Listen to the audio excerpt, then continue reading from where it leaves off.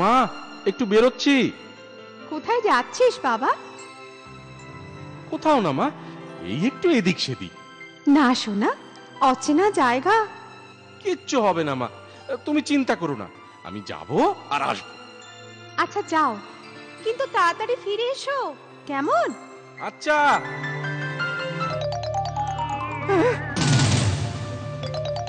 কি ফাঁকা মাঠ, জঙ্গল হয়ে গেল।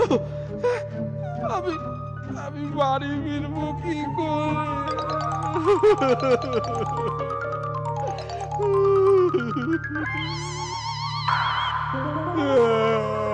তুমি কাঁদছো কেন? দেখো না কি ভুতুরে ব্যাপার, যে পথে এলাম সে পথ ফাঁকা, মাঠ হয়ে গেল। অন্য পথে যাব, দেখি পথটা চোখের সামনে পুকুর হয়ে গেল। এখন মাঠটাও দেখছি চোখের সামনে জঙ্গল হয়ে গেল। কি করে হচ্ছে এসব কে জানে। তুমি বাড়ি যাবে তাই তো? হ্যাঁ, আমি আমি বাড়ি যাব। আমার ভীষণ ভয় করছে। চোখ বন্ধ করো বন্ধু। কেন চোখ বন্ধ করব কেন? চোখ বন্ধ করো, চোখ খুলে দেখবে তুমি তোমার বাড়ি পৌঁছে গেছো।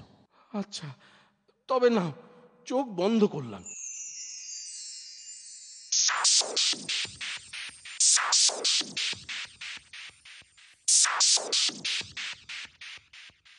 বন্ধু এবার চোখ খোলো। কি আশ্চর্য! নিশ্চয় নিশ্চয়ই কোনো মায়াবী শক্তি রয়েছে এই জায়গায়। হ্যাঁ,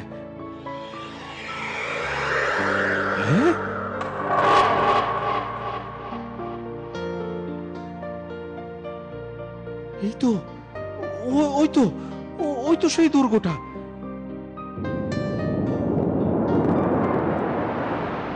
এখন কি হবে গো?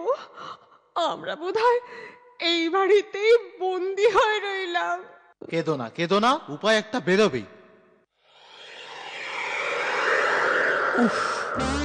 কি আলো! ওই তো সমুদ্র সরে যাচ্ছে। আবার জঙ্গল হয়ে গেল। এখন এখন কি করব? দুর্গের দিকে এগুলো বিপদ হতে পারে। এই গ্রামে আর একটি বালক আছে, সেটা আমি। কিন্তু আমার মায়াবী শক্তি দিয়ে আমি নিজেকে ওই তান্ত্রিকের কাছ থেকে দূরে সরিয়ে রাখতে পেরেছি।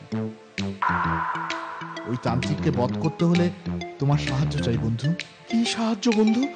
ওই তান্ত্রিক পাগলের মতো আমাকে খুঁজছে। তুমি যদি ওর সামনে পৌঁছাও, ও তোমাকে বন্দি করবে আর ভাববে আমাকেই পেয়েছে। ও তারপর আগামী কালের যজ্ঞের তোড়জোড়ে যখন ব্যস্ত থাকবে, সেই সুযোগে আমি ওকে জব্দ করব। আর যদি না পারো, ওই বাকি 107 জন বালকের সাথে দুষ্টু তান্ত্রিক আমাকেও বলি দেবে। আমি পারবো না। শোনো বন্ধু, তুমি যদি একটু সাহায্য করো, তাহলে পুরো গ্রাম বাঁচবে ওই তান্ত্রিকের হাত থেকে। পুরো গ্রাম? গ্রাম কোথায়?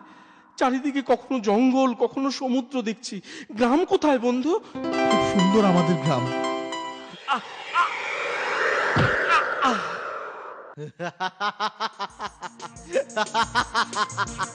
না না না, আমার ছেড়ে দাও, ছেড়ে দাও আমায়।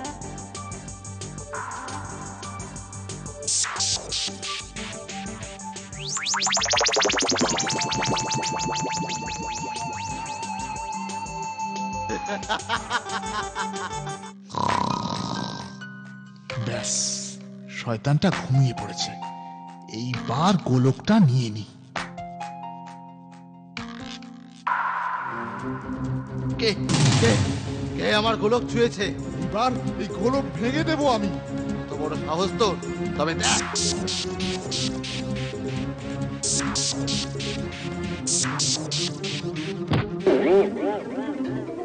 শয়তান, শয়তান, জীবনেও নিতে দেবো না ওই গোলক তোকে। এই নে তোর গোলক। না না, সবাস সবাস বিক্রম, সবাস। Rajavanta